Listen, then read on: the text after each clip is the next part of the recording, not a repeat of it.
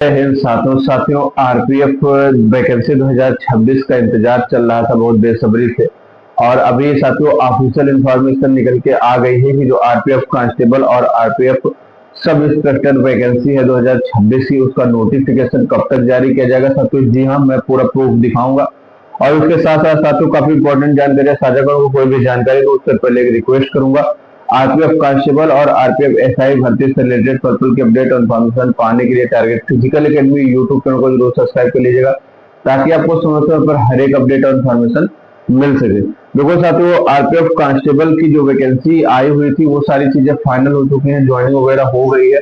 अभी साथियों जो 2026 में आप सभी को पता है, देखे रेलवे में लगातार वैकेंसी चल रही है। पिछले 2 साल से आप देखेंगे तो काफी सारी वैकेंसी साथियों पे फाइनल कराई गई है, जिसमें आपके एनटीपीसी, एएलपी और बहुत सारी वैकेंसी ग्रुप डी वगैरह के बार बार आ रही है। वैकेंसी टेक्नीशियन की फिर से आ गई है, तो इस तरीके से है। तो अब आरपीएफ कांस्टेबल और एसआई की भी वैकेंसी इस बार फिर से आने के लगभग आसार हो चुके हैं।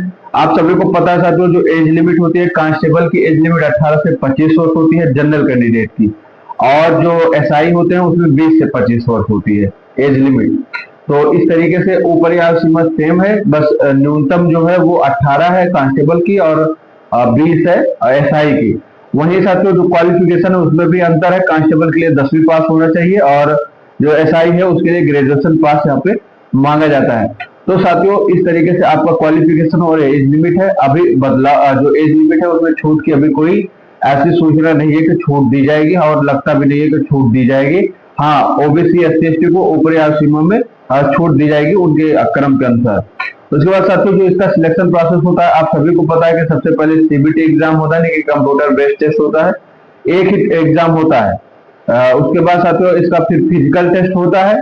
फिजिकल टेस्ट के बाद डॉक्यूमेंट वेरिफिकेशन होकर आपका या फिर कहें कि फिजिकल टेस्ट के बाद पहले मेडिकल टेस्ट होगा, फिर उसके बाद डॉक्यूमेंट वेरिफिकेशन होकर आपकी फाइनल ज्वाइनिंग दी जाती है। तो इस तरीके से करके साथियों यहाँ पे होती है। वहीं इसमें हाइट वगैरह की बात करें साथियों, तो जो जनरल ओबीसी की हाइट होती है वो 165 सेंटीमीटर लड़कों की, 157 सेंटीमीटर लड़कियों की। वहीं एससी एसटी की जो हाइट होती है साथियों, मेल की 160 है और फीमेल की 152 है। इस तरीके से साथियों इसकी लंबाई वगैरह मांगी जाती है।